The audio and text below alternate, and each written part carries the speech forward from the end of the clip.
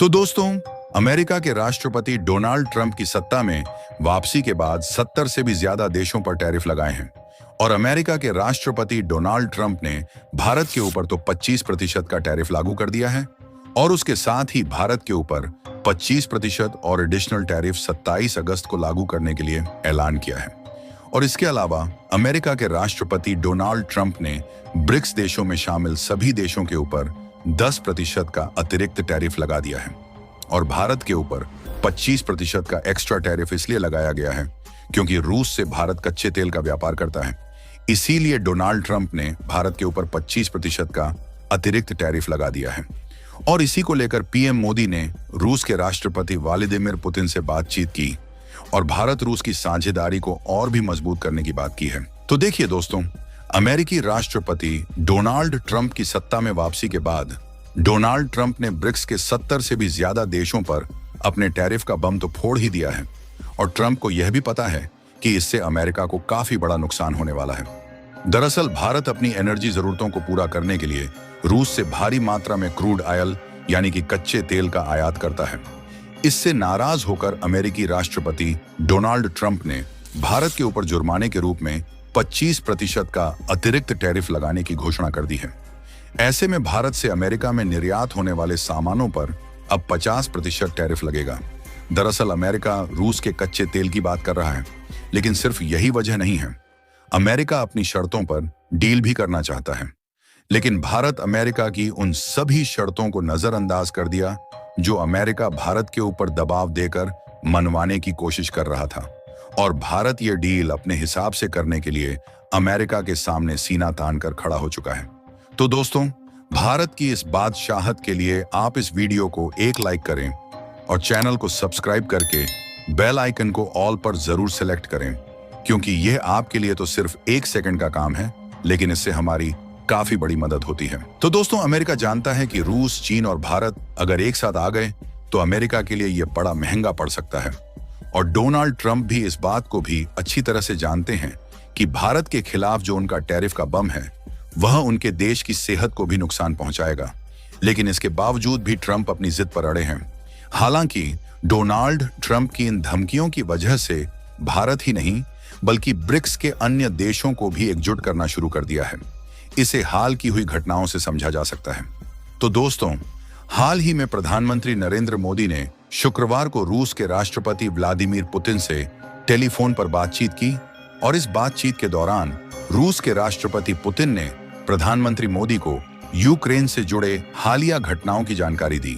और प्रधानमंत्री नरेंद्र मोदी ने इस जानकारी को विस्तार पूर्वक समझा और रूस के राष्ट्रपति का आभार व्यक्त करते हुए भारत के प्रधानमंत्री नरेंद्र मोदी ने कहा कि हमें इस संघर्ष का समाधान शांतिपूर्वक और बातचीत एवं कूटनीति के माध्यम से देना चाहिए।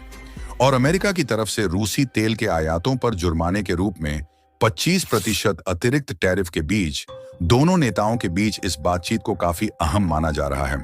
और दोनों नेताओं ने भारत रूस के विशेष और विशेषाधिकार प्राप्त रणनीतिक साझेदारी को और मजबूत करने की प्रतिबद्धता जताई है और साथ ही आपसी द्विपक्षीय एजेंडे की प्रगति के दोषों की विवेचना भी की है। और ब्राजील के राष्ट्रपति लुइस इनासियो लूला दा सिल्वा ने गुरुवार को पीएम मोदी से टेलीफोन पर बात की और इस बातचीत के दौरान दोनों नेताओं ने पिछले महीने ब्रासीलिया में हुई अपनी बैठक को याद किया। और ब्रासीलिया में दोनों नेताओं ने ट्रेड, टेक्नोलॉजी, एनर्जी, डिफेंस, कृषि, हेल्थ के साथ ही लोगों के बीच संबंधों सहित प्रमुख क्षेत्रों में सहयोग बढ़ाने के लिए एक व्यापक ढांचे पर सहमत हुए थे। और दोनों नेताओं ने साझेदारी के विकास के दौरान निकट संपर्क में बने रहने पर सहमति जताई है। और वहीं रूस के राष्ट्रपति व्लादिमीर पुतिन के भारत दौरे पर आने की पुष्टि हो गई है और भारत के राष्ट्रीय सुरक्षा सलाहकार अजीत डोभाल भी रूस के दौरे पर हैं। और अजीत डोभाल ने रूस के राष्ट्रपति व्लादिमीर पुतिन से मुलाकात की। सबसे पहले अजीत डोभाल ने पुतिन के जल्द ही भारत की यात्रा पर आने की पुष्टि की थी। और वहीं शुक्रवार को एक बार फिर से प्रधानमंत्री मोदी ने रूस के राष्ट्रपति पुतिन को भारत आने के लिए आमंत्रित किया है। और पीएम मोदी ने पुतिन से 23वां भारत रूस वार्षिक शिखर सम्मेलन में शामिल होने को लेकर आमंत्रण दिया है। और पीएम मोदी इसी महीने के अंत में शंघाई में होने वाले सहयोग संगठन यानी कि SCO के तियानजिन शिखर सम्मेलन में भाग लेने के लिए चीन जाएंगे और पीएम मोदी के 29 अगस्त के आसपास जापान की यात्रा पर जाने की भी उम्मीद है। और इसके बाद वह एससीओ शिखर सम्मेलन के लिए चीनी शहर तियानजिन जा सकते हैं। पीएम मोदी की इस संभावित यात्रा का चीन ने स्वागत किया है और चीनी विदेश मंत्रालय के प्रवक्ता गुओ जियाकुन ने कहा कि चीन एससीओ तियानजिन शिखर सम्मेलन के लिए प्रधानमंत्री मोदी का स्वागत करता है और प्रधानमंत्री मोदी पिछली बार जून 2018 में एससीओ शिखर सम्मेलन में भाग लेने के लिए चीन गए थे। इन सभी यात्राओं को करने के पीछे भारत का एक मास्टर प्लान है जिसका नाम ब्रिक्स संगठन है और ब्रिक्स संगठन को मजबूत करने की चर्चा जोरों शोरों पर है। और अमेरिकी राष्ट्रपति डोनाल्ड ट्रंप ने ब्रिक्स देशों के फाउंडर यानी कि भारत के खिलाफ तो टैरिफ की धमकी दे ही रहे हैं और साथ ही वह ब्रिक्स में शामिल अन्य देशों के खिलाफ भी 10% अतिरिक्त टैरिफ की धमकी दे चुके हैं।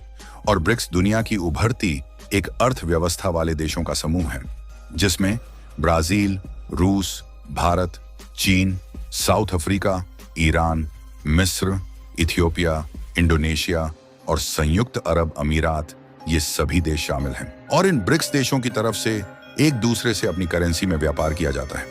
और वहीं इस समूह ने ब्रिक्स की मजबूती को मद्देनजर रखते हुए एक प्रपोजल भी दिया था जिसमें कहा गया था कि इन देशों के बीच व्यापार के लिए एक इंटरनेशनल करेंसी तैयार की जाए और ऐसे में डॉलर पर बड़े देशों या कहें कि उभरती अर्थव्यवस्था वाले देशों की निर्भरता कम हो जाएगी, जिसकी वजह से अमेरिका का विश्व में अपने प्रभुत्व को बरकरार रखने पर भी खतरा मंडराएगा और ट्रंप को यह चिंता भी सता रही है।